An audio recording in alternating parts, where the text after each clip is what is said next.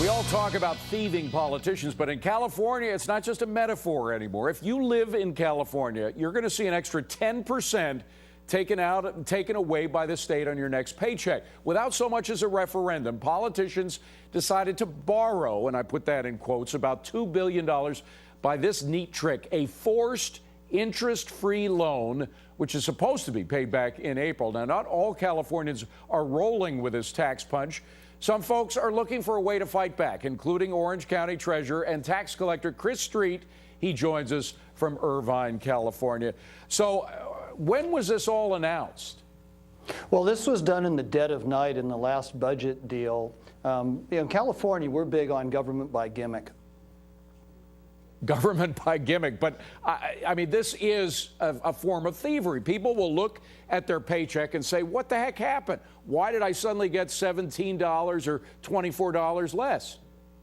Well, David, you got to understand that California now has the same credit rating as Botswana, Slovakia, and the ever-popular Trinidad and Tobago. Our politicians are desperate for this money. This is really their narcotic.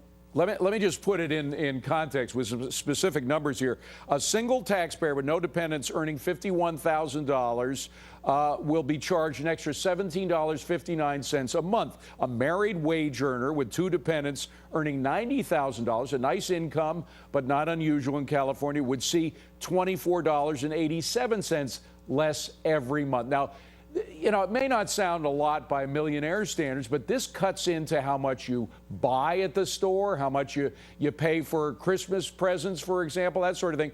This could hurt the economy.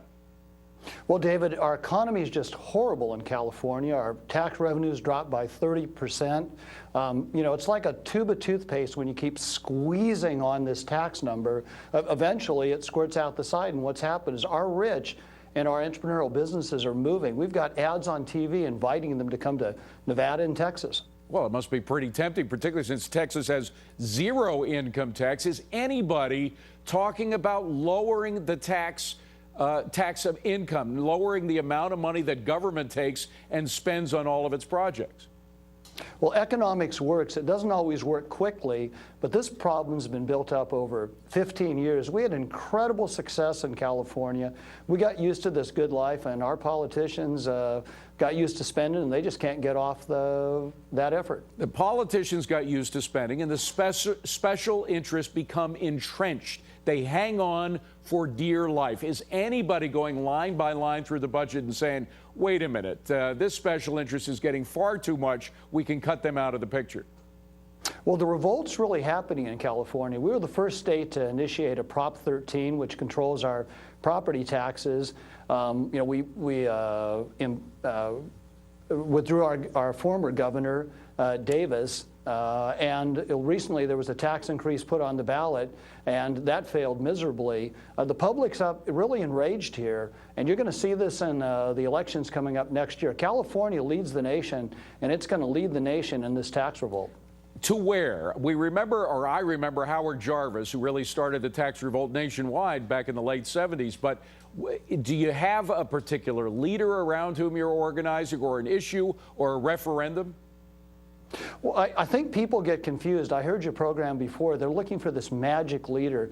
The magic leader doesn't lead the Times. The Times bring in a leader. We're going to see people who, you know, come from the private sector or come from education, other areas, are going to get involved in politics for the first time, and they're going to bring the new ideas. They're not really controlled by the special interest.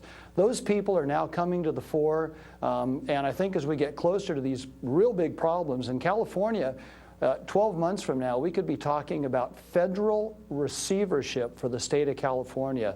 These numbers are desperate, and politicians do not want to accept the responsibility to cut taxes, and that's what really has to take place. You know, the real sense of desperation, though, is just taking it out of a paycheck. I mean, that is so intrusive. That's as close as a politician comes to reaching into my pocket and taking money out.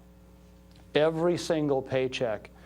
It's just shows you that politicians are so desperate, they have to make this personal. And the average mom and dad, you know, the family in California, really going to, this $17 or whatever, you know, that means real issues for their children, for their families. I think it's going to be not well received by the taxpayers. Chris Street, Orange County Treasurer, thank you very much for being here, Chris. Good to see you again.